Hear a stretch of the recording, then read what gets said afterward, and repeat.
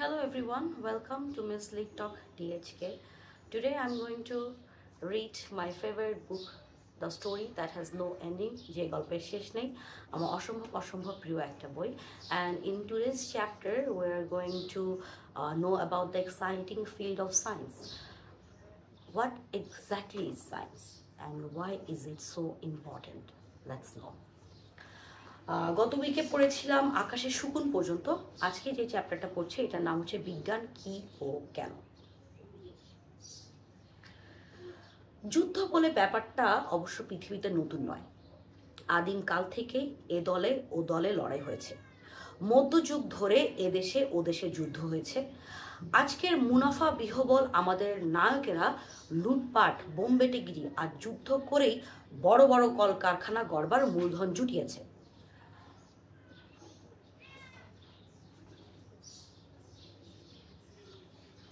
তবুও তাদের মনের মতো সমাজ, যাকে বলে কিনা ধনতন্ত্র, সংকট যতই এগিয়ে আসতে লাগলো ততই এই যুদ্ধের যেন জাত বদল হতে লাগলো। আগেরকার কালের যুদ্ধে যত শিশু অনাথ হয়েছে আর আজকের দিনে যুদ্ধে যত মানুষকে মৃত্যুর মুখে ঠেলে দেওয়ার আয়োজন শুরু হয়েছে, এই দুয়ের হিসাবে একেবারে আকাশ পাতাল তফাৎ। এমনকি পৃথিবীটাই থাকবে কিনা নাকি মরা ছাইয়ের একটা দলায় পরিণত হতে চলেছে, সেই প্রশ্ন আজ আর উড়িয়ে দেওয়া যায় না। এমনই ভয়ঙ্কর আজকের দিনে যুদ্ধের তোড়জোড় থেকে অনেক প্রশ্নই উঠতে শুরু করেছে। মানুষ শেষ পর্যন্ত এমন অবস্থায় পৌঁছালো কেন? ব্যাপারটা খতিয়ে বুঝতে গেলে কিন্তু পিছে ফিরে তাকাতে হবে। আর তাকাতে যদি রাজি হও তাহলে একটা আশ্চর্য ব্যাপার চোখে পড়বে। তাকে বলে একালের বিজ্ঞান। কথাটা শুনলে হয়তো প্রথমে চমকে উঠবারই তো কথা, কেননা আধুনিক বিজ্ঞানের সদর দৌড় যারা খুলেছিলেন তাদের চোখের সামনে ছিল একেবারে অন্য একটা ছবি, মানুষের অনন্ত বা অফুরন্ত কল্যাণের ছবি। তাদের কাছে প্রকৃতিকে দিনের পর দিন আরো ভালো করে চিনে আর তারই ভিত্তিতে আয়ত্তে এনে মানুষের কল্যাণ সাধনের বুঝি শেষ নেই। আর সেই বিজ্ঞানী কিনা আজ মানুষকে আতঙ্কে বিহবল করবার মতো এক জুজো বুড়ির রূপ ধারণ করতে চাইছে। জুজো বুড়ি অবশ্যই রূপকথা, কিন্তু আজকের আতঙ্কটা মোটেই তা নয়।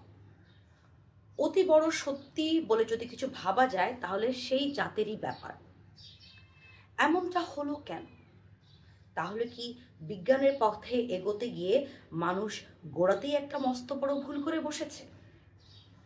আগেরকার কালে দুঃখ ছিল, দৈন্য ছিল, ছিল নির্যাতিত মানুষের বুক ফাটা কান্না। আধুনিক বিজ্ঞানের যখন জন্ম তখন তার প্রতিজ্ঞা মানুষকে এসবের হাত থেকে চিরকালের মতো মুক্তি দিতে হবে। কোথায় গেল সেই প্রতিজ্ঞা, সেই সব?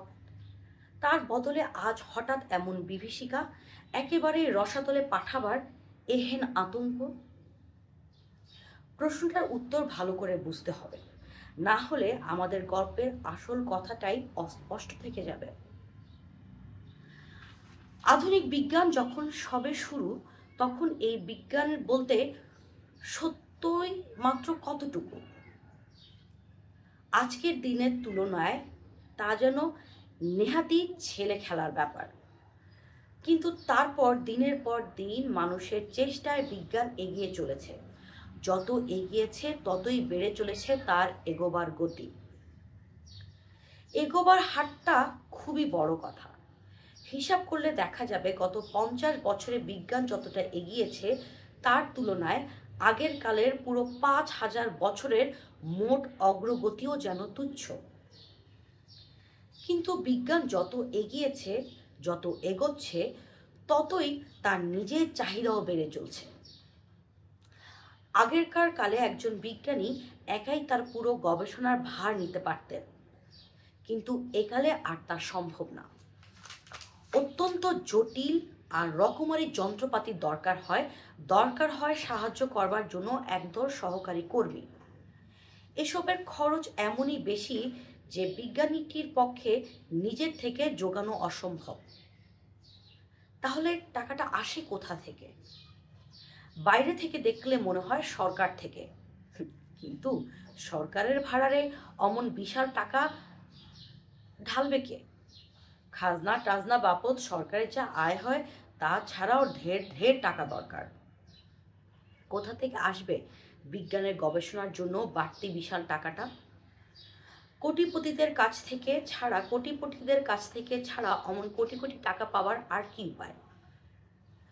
অর্থাৎ শেষ পর্যন্ত রাঘব বোয়ালের মতো বড় বড় শিল্পপতিদের কাছেই যেতে হবে।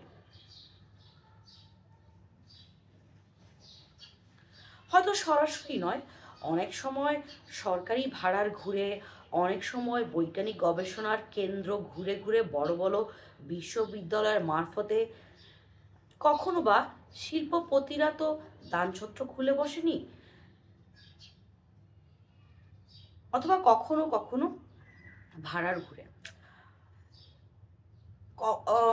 সরি এখানে একটু ভুল হয়েছে, হয়তো সরাসরি নয়, অনেক সময় সরকারি ভাড়ার ঘুরে, অনেক সময় বৈজ্ঞানিক গবেষণার কেন্দ্র ঘুরে বড় বড় বিশ্ববিদ্যালয়ের মারফতে। শিল্পপতিরা তো দানছত্র খুলে বসেনি, তাদের একমাত্র হিসাব বলতে মুনাফা, অগাধ মুনাফা। বিজ্ঞানের গবেষণার জন্য তারা যে খরচটা করতে রাজি, সেটার পিছনেও ওই একই উৎসাহ, একই উদ্দেশ্য। তাই সাধারণ মানুষ জানুক আর নাই জানুক, ওই শিল্পপতিদের প্রতিনিধিরা সরকারের জাকিয়ে বসে বিশ্ববিদ্যালয় আর গবেষণা কেন্দ্রগুলোর পরিচালক সমিতিতে এরা একটা নীতি বেঁধে দেবে। বৈজ্ঞানিক গবেষণার যে ফলাফল তা কোনো উদ্দেশ্যে ব্যবহার করা হবে। কথাটা আমেরিকা, ইংল্যান্ড প্রভৃতি দেশে অতি বড় সত্য। একই গবেষণার ফল মোটের উপর দুরকম উদ্দেশ্যে ব্যবহার করা যেতে পারে, মানুষের কল্যাণে অথবা মানুষের সর্বনাশে। নমুনা হিসেবে দু চার কথা বলে রাখা যায়। বিজ্ঞানের অগ্রগতি হতে হতে আজ এমন জায়গায় পৌঁছেছে তা ঠিকমতো বুঝতে পারাই দুষ্কর, এবং এই ফল মানুষকে দিয়েছে দুর্বার শক্তি। একদিকে পুরো দুনিয়া থেকে অন্নাভাব, চিকিৎসার অভাব একেবারে চিরকালের মতো মুছে ফেলার শক্তি, অন্যদিকে অতি ভয়ঙ্কর জীবাণু অস্ত্র তৈরি করার শক্তি, দেশকে দেশ একেবারে শ্মশানে পরিণত করার মতো ক্ষমতা।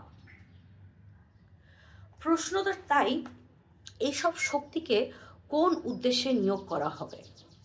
প্রশ্নটা মাত্র দুটো উত্তর সম্ভব: মানুষের কল্যাণ অথবা মানুষের ধ্বংস।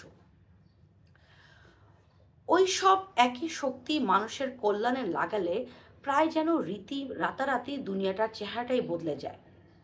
প্রায় অফুরন্ত শক্তির ভাণ্ডার পারমাণবিক শক্তির।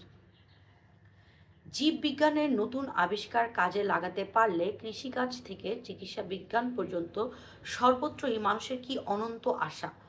সকলের নাগালে খাদ্য ও রোগ মুক্তির সম্ভাবনা এমন অসম্ভব বেড়ে যায় যে তা প্রায় কল্পনার অতীত।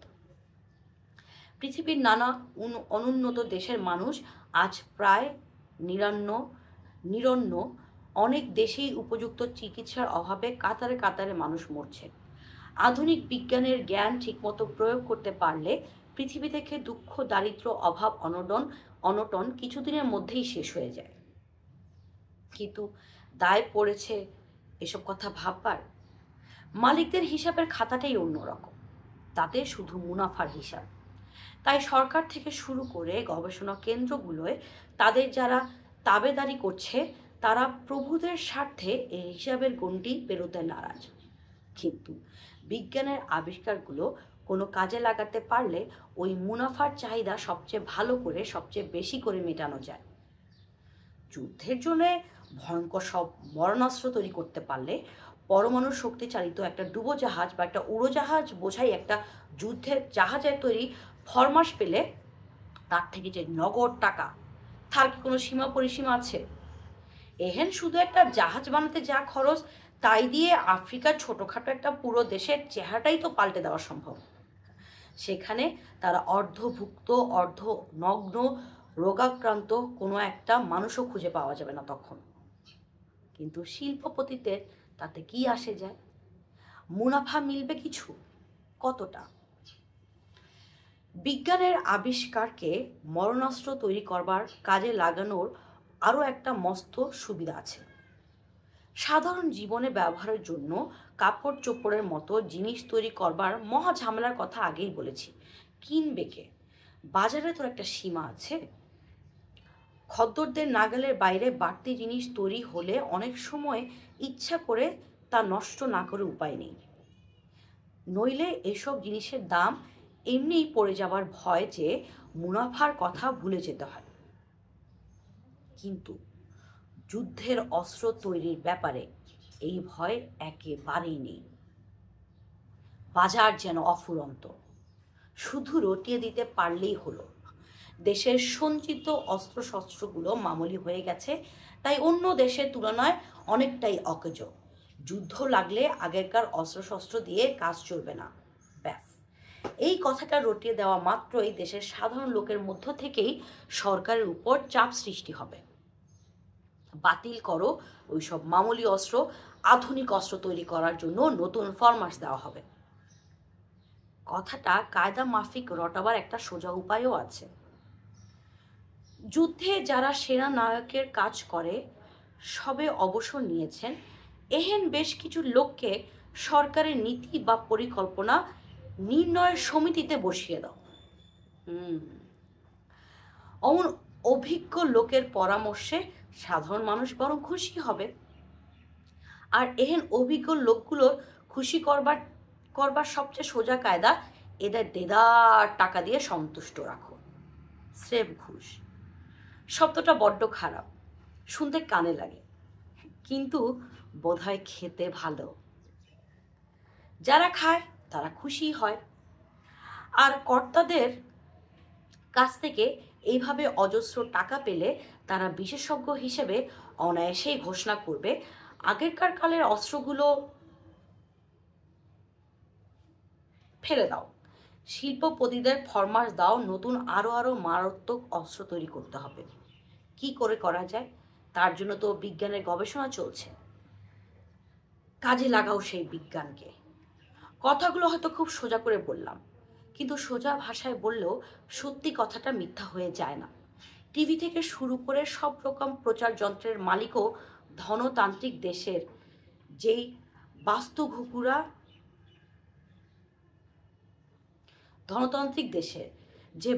ঘুঘুরা ছলে বলে লোকের সামনে রকমারি মিথ্যা কথার ডালা সাজিয়ে আরো অনেক উপায়ে সাধারণ লোকেরই টাকা কুড়িয়ে সরকারে ঝাঁকিয়ে বসে, দিনকে রাত বানায়। সাধারণ লোকের তো তাদের ভোটের পালকি কাঁধে বয়েই সরকারে বসিয়েছে। তার জন্য কত খরচ করতে হয়েছে সেই সবের হিসাব করে লাভ কি? সেই খরচটাই 1000 গুণ বেড়ে ফুলে ফেপে কীরকম চেহারা নেবে সেটাই আসল হিসাব। পারলে লাগাও যুদ্ধ। যুদ্ধ লাগাতে না পারলে একটা গেল বলে রক্ত তোলাই যায়, এই বুঝি শত্রুর পালা এলো বলে। তাকে যুদ্ধ বলে না, বলে ঠান্ডা যুদ্ধ। অনেক সময় ওতেই চাল, সাপও মরে কিন্তু লাঠিও ভাঙে না। যুদ্ধের আয়োজন করতেই পাহাড় প্রমাণ মুনাফা জটে। তো আপনাদের কি মনে হয় যে বিজ্ঞান, এই যে আমাদের আজকের যুগের এই বিজ্ঞান, এই যে আমি ইউটিউবে একটা ছোট ভিডিও করে হাজার হাজার লক্ষ লক্ষ মানুষের কাছে এই বইটা, অনেক আগের এই বই, যেখানে অনেকে এখন প্রিন্টিং মিস্টেক আছে, বানানের ভুল আছে, তো সেই বইটা আমি পড়ে আমি পৃথিবীর সবাইকে শোনাতে পারছি এই যে বিজ্ঞানের এই অগ্রগতি। এই বিজ্ঞানটাও কিন্তু বড়লোকদের টাকাই বাড়ানো। কারণ বিজ্ঞানের গবেষণা করতে যেটাই বইতে বলছিল যে আগের যুগে দেখবেন আমরা যদি ওই সিরিজটার নাম কি ছিল, যে জাহাজে সিন্দাবাদ, আমরা যদি সিন্দাবাদ সিরিজটা দেখে থাকি বা সিন্দাবাদ গল্পের বইটা পড়ে থাকি, ওখানে একটা ক্যারেক্টার ছিল, মনে আছে? ও নানা ধরনের এলিমেন্টস, মাটি, এটা সেটা, পানি, নানা ধরনের উপাদান জোগাড় করে ও এক্সপেরিমেন্ট করতো। আগেকার দিনে যারা এরকম এক্সপেরিমেন্ট করে এই পৃথিবীতে মানে খুঁজে পাওয়া বিভিন্ন ম্যাটেরিয়াল বা বিভিন্ন ধাতু বা বিভিন্ন উপাদানকে ব্যবহার করতে জানতো, তাদেরকে আমরা বলতাম ম্যাজিশিয়ান, তাদেরকে ভাবা হতো জাদুকর। তারা কিন্তু আসলে জাদুকর বা ম্যাজিশিয়ান কোনটাই ছিল না, তারা কিন্তু আসলে ছিল বিজ্ঞানী। তারা যাই দেখতো তাই নিয়ে খুঁটে খুঁটে সেটাকে নিয়ে গবেষণা করতো এবং ওইটাকে দিয়ে আর কী কী কাজ করা যায়, ওইটাকে অন্যের সাথে মিক্স করলে কি হবে, ওটাকে অন্যের সাথে মিক্স না করলে কি হবে, এইসব নানা ধরনের তারা এক্সপেরিমেন্ট করতো। এই এক্সপেরিমেন্ট করতে করতে কোনো কিছু একটা স্পেসিফিক সাবস্ট্যান্স বা স্পেসিফিক ম্যাটেরিয়ালকে তারা আয়ত্ত আনতে শিখিয়েছিল এবং আয়ত্তে আনা শেখার পর তারা সেগুলোকে দিয়েই অদ্ভুত অদ্ভুত সব ঘটনা ঘটাতো। কিন্তু আস্তে আস্তে যখন আমাদের এই বিজ্ঞানটা আরও জটিল হলো, একটা ছোট জিনিস জানার পর যখন আমার আরেকটা জিনিস আমি জানা শুরু করলাম, এই পৃথিবীর চাঁদ, সূর্য, তারা, মাটি, গ্রহ, নদী, নালা, খাল, বিল, তারপরে পৃথিবীর সব উপাদান, গাছপালা, মানুষ, এই প্রত্যেকটা ইন্ডিভিজুয়ালের জন্য কিন্তু আবার আলাদা আলাদা। আগে কিন্তু একজন বিজ্ঞানী বা দুজন বিজ্ঞানী মিলেই মোটামুটি সবগুলা ফিল্ড সম্পর্কে গবেষণা করতে পারতেন, কিন্তু এখন অবস্থাটা দিনে দিনে এখন অনেক বেশি জটিল, অনেক বেশি জটিল। এখানে টেকনোলজিক্যাল সাপোর্ট লাগে। একটা গবেষণা করতে চাচ্ছি আমি, সেই গবেষণার জন্য রিলেটেড করে আমার আরও কিছু যন্ত্রপাতি দরকার হয়, সেই যন্ত্রপাতিগুলো বানানোর জন্য আবার একটা আলাদা ইঞ্জিনিয়ার লাগে। সো এটা এখন একটা বিশাল হিউজ একটা ফিল্ড হয়ে গেছে সায়েন্স, এবং বিশাল ফিল্ড তো হয়েছেই, এবং এটার মধ্যে আসলে সবচেয়ে যেটা বড় কথা, সায়েন্সে কিন্তু আসলে বড়লোকদেরকেই টাকা ঢালতে হবে, কারণ এই যে এত সব আয়োজন, এত সব যন্ত্রপাতি, এত সব এই যে গবেষণার পিছে এত সব এফোর্ট, এত সব টাকা পয়সা, এগুলো আসলে ব্যবসায়ীরাই দেয়। তা আপনাদের কি মনে হয় যে এই ব্যবসায়ীরা বিজ্ঞানকে, বিজ্ঞানের প্রকৃত ব্যবহার করে এই মানব সভ্যতার উন্নতির পথে যতটুকু আগিয়েছে, নাকি এই বিজ্ঞানকে ব্যবহার করে মানুষের ধ্বংস, কামড়াকামড়ি, চুলাচুলির দিক থেকে বেশি আগিয়েছে? আমাকে কমেন্টে জানাতে ভুলবেন না। আর হচ্ছে ডোন্ট ফরগেট টু, এটা আমি বলতে আমার খুবই লজ্জা লাগে, don't forget to like, comment and subscribe. আর এই ফিউচার লিটারারি এক্সপিরিয়েন্সেস যাতে আপনারাও আমার সাথে এক্সপিরিয়েন্সেসে এই কি বলবো, এই লিটারারি এক্সপিরিয়েন্সে যাতে আমি আপনাদেরকে আমার সাথে পাই। এরা মানে এই কথাটা বলতে আমার না এত লজ্জা লাগে। আমি দেখি সবাই এটা বলে, আমাকেও আমার যারা আমার চ্যানেলে কাজ করে তারাও বলে যে আপনি এটা বলবেন সবসময়, যে লাইক করেন, কমেন্ট করেন, সাবস্ক্রাইব করেন, কিন্তু আমার আসে না। ঠিক আছে, যাই হোক, আপনাদের যদি ভালো লাগে তাহলে আপনারা শুনবেন। সবাই ভালো থাকেন, আবার দেখা হবে এটা নেক্সট চ্যাপ্টার, পৃথিবীতে নতুন পৃথিবী নিয়ে। যারা সবাই ভালো থাকবেন।